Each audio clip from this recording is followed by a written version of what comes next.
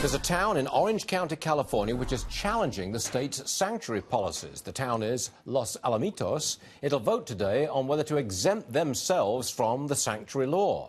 Jim Brulte is with us, chair of the California Republican Party.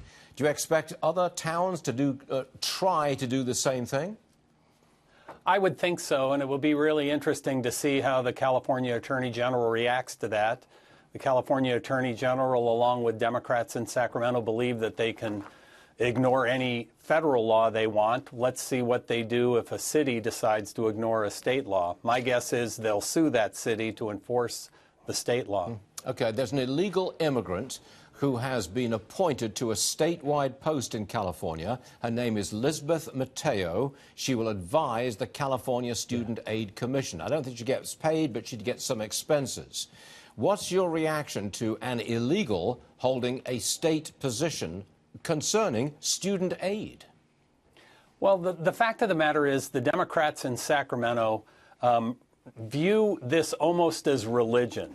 They spend a great deal of time trying to take care of people who are here illegally rather than focusing on people who are here legally. They provide health care for people who are here illegally. They provide college income scholarships for people who are here illegally.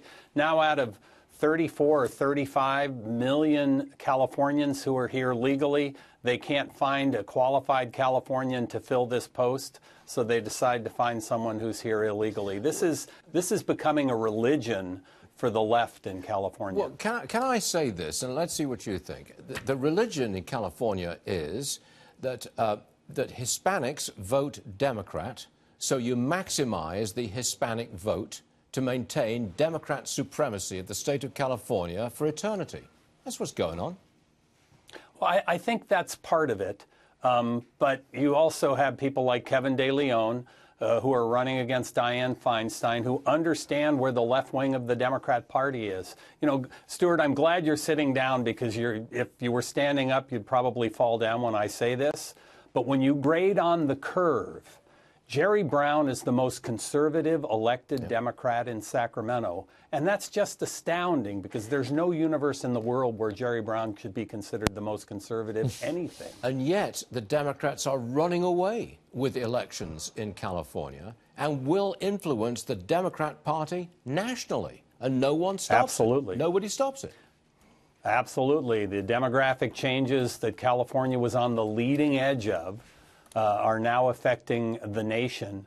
And we Republicans are having trouble moving into communities and talking about issues that people care about. Yeah. There are issues that move voters, but so far, the dogma of the Democrat Party seems to be appealing to the fastest growing voter groups in California and the fastest growing voter groups in America. Jim, whilst you're on the air, you probably can't see it, but our viewers can. We're now down at the low of the day for the stock market. We're down 300 points. Just want to point that out. Technology stocks really falling out of bed today.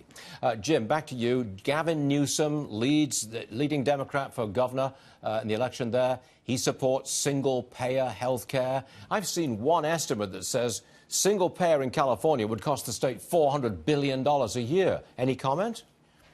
Well, Gavin Newsom ran for mayor of San Francisco as a conservative, but ever since he's been elected to office, he basically has good hair, no record, and runs for higher office. When he got elected mayor of San Francisco, he started running for governor of California. If he's elected governor, he's going to run for president.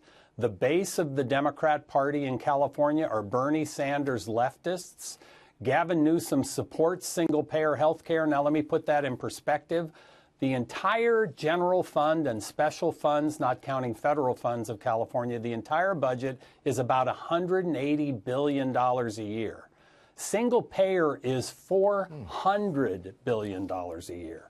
So under the Newsom plan, after you take the entire state budget and stop spending it on what we spend it on, take that $180 billion, you've got to find another $220 billion to fund single-payer health care. It is a crazy idea, but Gavin Newsom is full of crazy ideas. And yet Gavin Newsom will likely win. Let's not forget that. Jim Brulte, thanks for joining us, sir. Much obliged to you.